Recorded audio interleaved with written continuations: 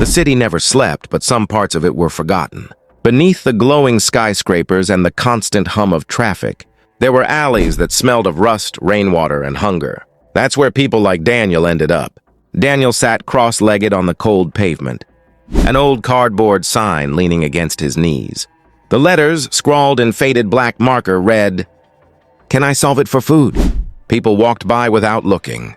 Some glanced, chuckled, or muttered something about crazy homeless folks. Others shook their heads and whispered to their companions, "He must be joking."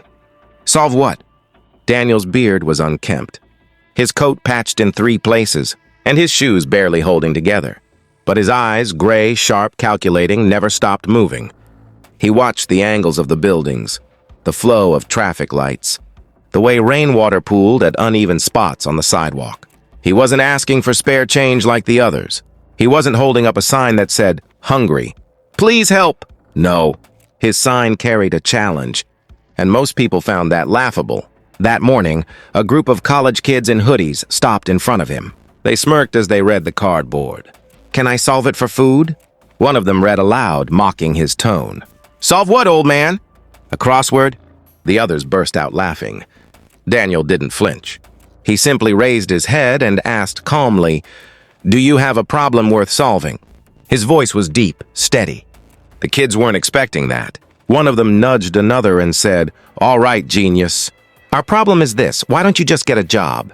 Daniel stared at him for a long moment, then replied, "Because no one hires an address." The laughter faded. One of the kids shifted uncomfortably, muttering, "Whatever, man. Good luck with your solving thing." They walked away, leaving Daniel with nothing but the taste of their mockery. But not everyone who passed by was dismissive. Around noon, a middle-aged man in a wrinkled suit stopped. His tie was crooked, his laptop bag sagging. He looked exhausted. He read Daniel's sign twice before speaking. "You solve things?" he asked cautiously. Daniel nodded. "What kind of things?" "Anything that has a pattern, a flaw, or a logic to it," Daniel said. "Equations, designs, broken machines, even problems people can't explain." The man gave a tired laugh. "And you do this? For food?" Daniel's lips curved into the faintest smile. "I do it because it keeps my mind alive. The food just helps me stay alive." The man hesitated, then shook his head. "Interesting gimmick, but sorry, I've got my own mess to deal with." He left without another word. Daniel sighed, leaned back against the wall, and closed his eyes. His stomach growled. He hadn't eaten since yesterday morning, but the sign stayed in his lap, waiting. Hours passed. Shadows grew long. And then came the moment that would change everything. A black sedan rolled to a stop near the curb. Out stepped a woman in her 40s, sharp-featured, dressed in a tailored coat. She moved with the confidence of someone used to being in charge. Her driver stayed by the car while she walked up to Daniel. Her eyes flicked to the sign, then to him. "You claim you can solve things?" Daniel straightened. "Yes." She studied him for a moment, as though weighing whether to walk away or test him. Finally, she said, "Fine, I'll give you one. The heating system in our office has been malfunctioning for weeks. 4 different technicians came, and none could fix it." "Do you think you can?" Daniel asked only one question. "Do you have a schematic?" The woman raised an eyebrow. She hadn't expected that. But she pulled out her phone and, with a few taps, showed him the building's blueprint. Daniel leaned forward, scanning the diagram with hungry eyes. His finger traced the air above the lines, lips moving silently as he pieced together the system in his head. After 2 minutes, he looked up. "Your problem isn't the system itself. It's the feedback loop between the secondary thermostat and the central unit. They're fighting each other. Disconnect the redundant thermostat, recalibrate the central sensor, and the system will stabilize." The woman blinked. "How? How can you know that just from—" "Patterns don't lie," Daniel said simply. She turned the phone off, clearly unsettled. "If you're right, I'll have my technician test it tomorrow." Daniel nodded, lowering his gaze again. He didn't ask for food. He never begged. But the woman hesitated before leaving. Finally, she reached into her bag and handed him a wrapped sandwich. Just in case, Daniel accepted it with quiet gratitude. When she drove off, he ate slowly, savoring every bite, his mind still running over the schematic in his head. What he didn't know was that by the next evening, word of the homeless man who solved in minutes what trained experts couldn't would begin to spread. And soon people wouldn't just mock his sign. They'd test it, challenge it, and discover just how dangerous it was to underestimate a hungry genius. The office woman is about to realize Daniel was right. News will spread, but attention isn't always a blessing. And Daniel's past, the reason he ended up on the streets, will begin to surface. If you want to see what happens when Daniel's hidden genius collides with the world that once threw him away, don't miss part 2. The next morning, Margaret Shaw, regional director of a major architecture firm, sat in her office, staring at the heating system display on her computer. She hadn't stopped thinking about the homeless man from last night. Daniel, he said his name was. She'd gone home unsettled, replaying his calm words: disconnect the redundant thermostat, recalibrate the central sensor. Her technician arrived just before noon, toolbox in hand. "Morning, Miss Shaw. I've got another idea about the heating problem." "Forget your idea," Margaret said briskly. "I want you to try something." She handed him the schematic on her phone and repeated Daniel's instructions. The technician frowned. "Ma'am, I don't think that's the issue. We've already—" "Just do it." The man grumbled but got to work. For nearly half an hour, Margaret waited, pacing the room. Then, as she passed the thermostat, something unusual happened. The faint, constant hum of the vent stopped. Silence. A moment later, the warm air returned. Not too hot, not cold, perfectly balanced. The technician came back, scratching his head. "It worked. I don't know how, but it worked." Margaret froze, her heart hammering. A homeless man had diagnosed in minutes what trained professionals had failed to solve in weeks. That night, curiosity overpowered her. She returned to the alley. Daniel was still there, seated in his usual spot, sign propped against his knees. His coat looked even thinner in the cold night air. "You were right," she said simply. Daniel opened his eyes, calm as ever. "I usually am." "I don't understand." "How could you know that without even touching the system?" Daniel looked past her at the streetlights flickering on. "Because every system has a language. Once you learn to read it, you don't need to touch. You just see." There was no arrogance in his voice, only quiet certainty. Margaret studied him closely. He wasn't some scam artist. He wasn't fishing for pity. He was a man who carried something dangerous, knowledge too sharp for his circumstances. She took a breath. "What are you doing out here, Daniel? With a mind like yours, why aren't you—" "Some questions," Daniel interrupted gently, "don't have simple answers." She didn't press him. Instead, she pulled something from her bag, a wrapped box from a nearby diner. "You may not like charity, but take this as payment. You solved something no one else could." Daniel hesitated, then accepted with a small nod. "Thank you." As she walked away, she didn't notice the pair of eyes watching from across the street. By the following week, word had begun to spread quietly. A janitor from a nearby building swore he'd seen a man in rags, solving an engineer's puzzle on a scrap of paper. A cab driver claimed the same man fixed his broken GPS by listening to the faint clicking inside. People who once mocked the sign began approaching with hesitant curiosity. "Can you figure out why my phone keeps shutting off? Do you know why the elevator jerks between floors?" Daniel answered each with calm precision. Sometimes he asked for food. Other times he waved them off if the problem was trivial. To him, solving wasn't a transaction. It was survival, yes, but also an anchor. Without problems to solve, his mind would sink into the noise of the streets. But the more people whispered about him, the more Margaret found herself drawn back. She visited 3 times in 1 week, each time bringing food, each time asking questions. One night she finally pressed him. "You're not an ordinary man, Daniel. You've studied, trained. Where did you learn to see systems like this?" For the first time, Daniel's expression changed. His jaw tightened, his eyes grew distant. "I built things," he said quietly. "Machines, engines, ideas, some worked. Some ruined me." "What do you mean?" Margaret asked softly, but he shook his head. "That story's too heavy for one night." She realized then that behind the ragged coat and unshaven beard was a man carrying scars far deeper than hunger. 2 days later, everything changed. A local reporter, always hungry for strange human interest stories, overheard someone in a cafe talking about the genius homeless guy with the cardboard sign. By evening, a photographer showed up in Daniel's alley. He crouched, snapping pictures, calling out questions. "Hey, buddy, they say you solve problems for food. What's your name? Can you really fix anything?"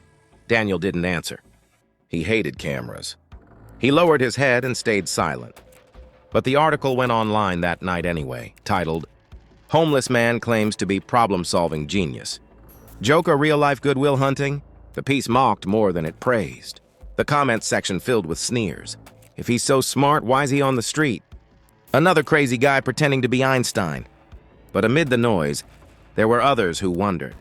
Engineers, businessmen, tinkerers, people who had problems no one else could solve. And one of them was far more dangerous than the rest. That weekend, Margaret returned to check on Daniel, only to find him surrounded by 3 men in sharp suits. They weren't laughing. They weren't sneering. They were asking pointed questions. One holding a blueprint, another scribbling notes. She froze in the shadows, watching. Daniel's hands moved in the air, explaining something, sketching invisible shapes. The men exchanged looks that weren't admiration but calculation. When they left, one of them said quietly, "We'll be in touch. Don't go anywhere." Margaret stepped forward as soon as they were gone. "Daniel, who were they?" He didn't answer right away. Instead, he looked at her with a strange calm, though his eyes betrayed unease.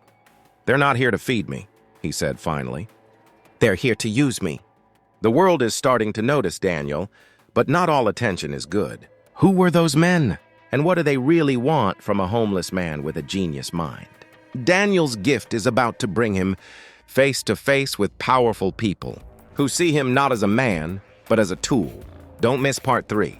For the first time in years, Daniel felt uneasy about solving a problem. He sat hunched against the wall that night, clutching his cardboard sign. The 3 men in suits had left, but their voices lingered in his mind. They hadn't asked him about broken heaters or flickering lights. They'd shown him complex engineering blueprints, schematics, for something he recognized instantly, but hadn't seen in years. A turbine, not just any turbine, a model he had helped design before his life had unraveled. Daniel's breath had caught when they unrolled it.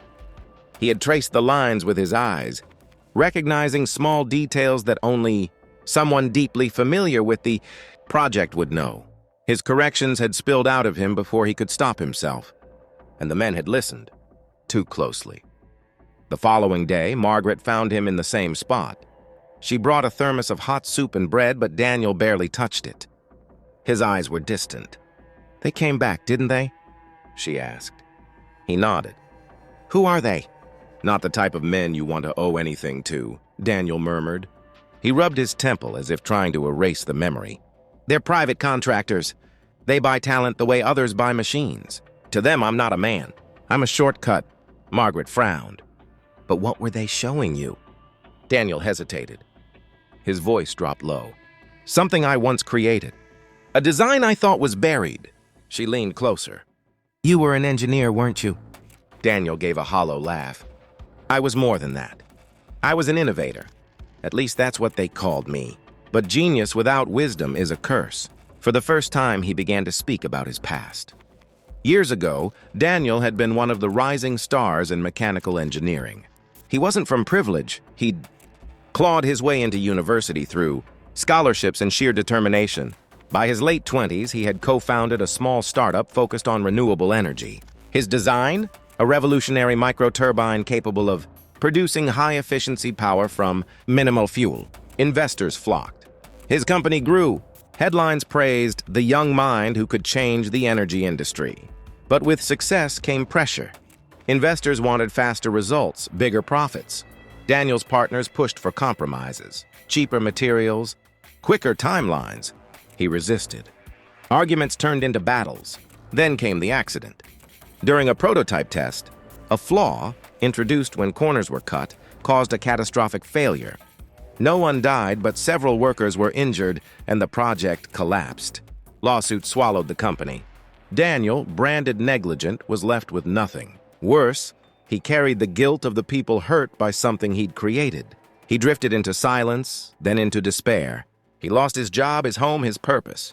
Eventually, the streets claimed him. I walked away from it all. Daniel finished quietly. I told myself I'd never design again. Not for profit, not for power. That's why the sign says solve, not build. Margaret sat in silence, stunned. She had suspected intelligence. But this was the story of a man who had touched greatness and been broken by it. That night, Margaret warned him, "Those men will come back. If they know who you are, they won't stop." Daniel sighed. I know, but hunger makes a man visible. And I've been invisible too long. He didn't sleep. His mind buzzed with possibilities. He remembered the turbine designs, the modifications they asked about. Why were they resurfacing now? Who was funding them? By dawn, his fears were confirmed. The black sedan returned, but this time Daniel wasn't alone. Margaret was standing beside him, arms crossed, defiant. The three men stepped out, their smiles polite but cold. "Mr. Holt," one said, finally using his last name. "Or should I say Professor Holt? We know who you are. We've read your patents. We know about the turbine project." Daniel's jaw tightened. "That was a lifetime ago." "Maybe, but your mind is still sharp. We want you on a new project. Something bigger. You'll be well compensated, of course." "I'm not interested." The men exchanged glances. The tallest one stepped closer, lowering his voice. "Think carefully. You're living on scraps. We're offering resources, labs, food, housing. Everything you've been denied. All you have to do is share what's in your head." Margaret cut in. "He said he's not interested. Leave." The man's smile hardened. "This isn't your business, lady. It is if you're threatening him." Daniel rose to his feet, surprising them with his height and steady gaze. "I'm not for sale." "Not to you. Not to anyone." The standoff lasted a few seconds before the men retreated, masks of civility barely holding. "We'll be in touch, Professor," one of them said. "You'll change your mind." As they left, Daniel exhaled slowly. That was just the beginning. In the days that followed, tension hung in the air. Margaret visited more often, worried the men would return. Daniel tried to stay calm, but the pressure grew. More strangers came with problems to solve, some genuine, others probing, testing. His quiet alley was no longer forgotten. One evening, a young boy appeared, clutching a broken toy car. Unlike the others, he didn't laugh or question the sign. He simply asked, "Mister, can you fix it?" Daniel knelt, inspecting the toy. A spring was out of place. With a few twists and adjustments, the car whirred back to life. The boy's face lit up. "Wow, you really can fix anything!" For a moment, Daniel smiled, really smiled, for the first time in years. It wasn't about turbines or corporations. It was about bringing joy, even in something small. But as the boy ran off, Daniel noticed a figure watching from across the street. One of the suited men. They weren't giving up. And Daniel knew sooner or later, he'd have to choose, hide again, or step into the light and face the world that had once broken him. The contractors won't stop. Daniel will soon face a test that forces him to reveal the full extent of his genius. But exposure comes with danger, not just from outsiders, but from the wounds of his past. Daniel's gift is no longer a secret. In Part 4, the world demands proof of his genius, and he can't stay in the shadows anymore. Don't miss it. The city buzzed with a rumor that sounded like a fairy tale. A homeless man who could solve anything. Some dismissed it as gossip. Others came searching, desperate for solutions. And with every problem Daniel solved, a jammed lock, a faulty radio, a riddle no one else could crack, the whispers grew louder. Margaret worried the most. She knew attention was dangerous. The men in suits hadn't been back in days, but she could feel their shadow everywhere. Then one evening, as Daniel adjusted the wiring in a flickering street lamp, a black car pulled up. It wasn't the same sedan. This one was larger, polished government plates. Two officials stepped out. Not contractors this time. Real authority. "Daniel Holt?" one asked firmly. Daniel straightened. His coat hung loose on his shoulders, but his posture was unshaken. "Yes. You've been requested to consult on a matter of public safety. A failing bridge on the west side is causing panic. Engineers are divided. If it collapses, lives will be lost. They say you can see what others can't." Margaret stiffened. "He's not your experiment." The official ignored her. This isn't optional, Mr. Holt. We're asking you to help. Daniel studied their faces. He saw urgency, not mockery. Lives at risk, not profit. After a long pause, he nodded. Show me. They brought him to the bridge under police escort. Crowds had gathered, watching anxiously as inspectors swarmed the structure. Concrete dust flaked from the pillars. A long crack ran like a scar along the underside. Daniel was handed a hard hat and vest, though they looked absurd over his tattered coat. Reporters whispered, cameras clicked. Some laughed at the sight. A homeless man? Saving a bridge? Margaret followed closely, keeping her eyes on him. Daniel ignored the noise. He crouched near the supports, running his hand lightly over the concrete, tapping, listening. He studied the stress marks, the angle of the crack, the distribution of cables. His lips moved silently, calculating. An inspector scoffed. This is ridiculous. He's not even licensed. But after 10 minutes, Daniel stood, eyes blazing with certainty.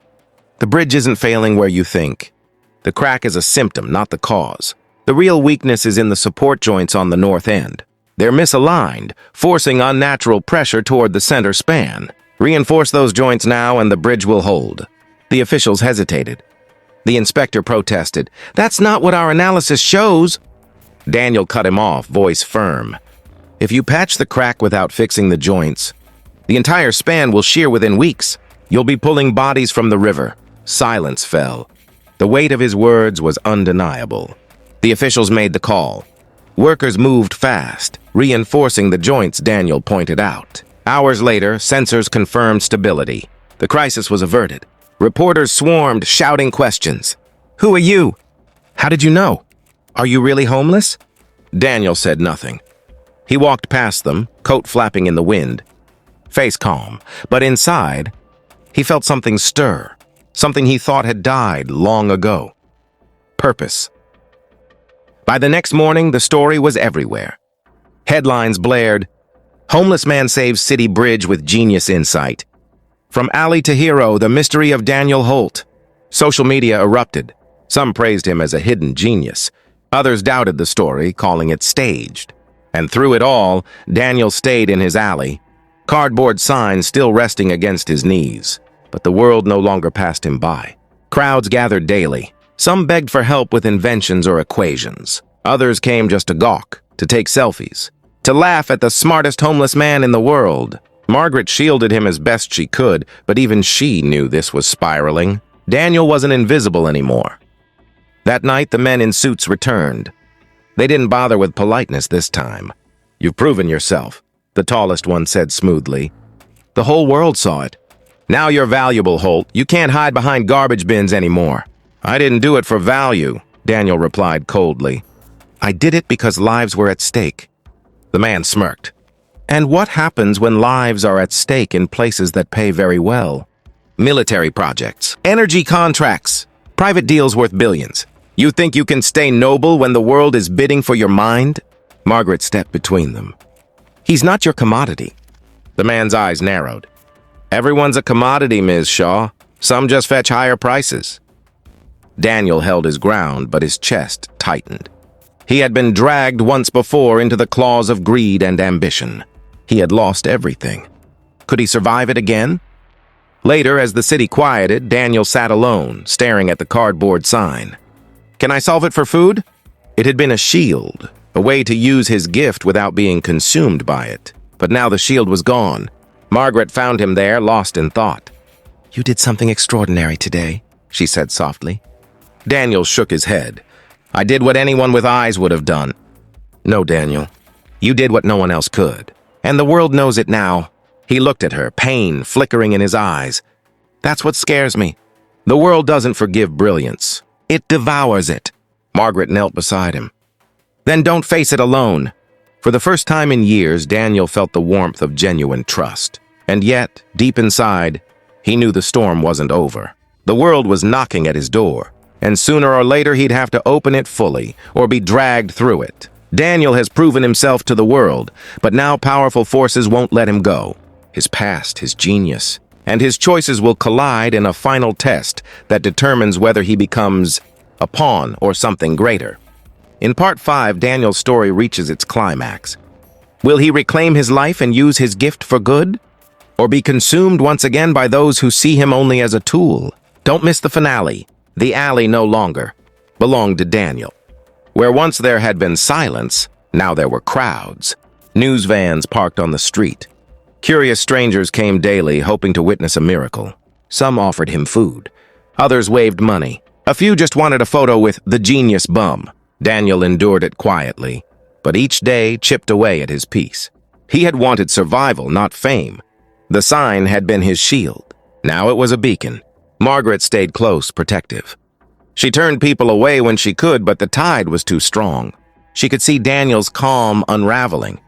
The same man who had faced bridge inspectors with steel resolve now sat at night staring at the pavement, lost in thought. "Talk to me," she urged one evening. Daniel rubbed his temples. "I thought solving problems would keep me alive. Now it feels like every solution is another chain around my neck." "You saved lives, Daniel. You've given people hope. And in return," he said bitterly, "they want to own me." The next day, the men in suits returned. They weren't smiling this time. "You've had your fun," the leader said flatly. "But the circus is over. We have an offer you can't refuse." "I already have," Daniel replied. The man pulled out a folder, dropping it at Daniel's feet. Inside were papers, patents, old records, photographs of the turbine project, evidence of the accident that had destroyed his career. "You think you can hide from your past?" the man said. "We can bury it deeper, or we can drag it back into the light. With the world watching you now, how do you think they'll see you? Hero or reckless fraud who once put lives at risk?" Margaret's face paled. "That's blackmail." The man ignored her. "Work with us, Holt, quietly, no headlines. You'll have resources, food, shelter, everything you need. Or we destroy what's left of your name." Daniel closed the folder without looking again. His voice was steady, but his hands trembled. "My name doesn't matter. I've lived without it for years. What matters is that I don't let vultures like you use my mind to hurt people." The man's jaw tightened. "Then you've chosen wrong." They left with a warning in their eyes. Margaret sat beside Daniel in the silence that followed. "You know they'll come after you again," she whispered. "I know," Daniel said, "but I won't be their weapon."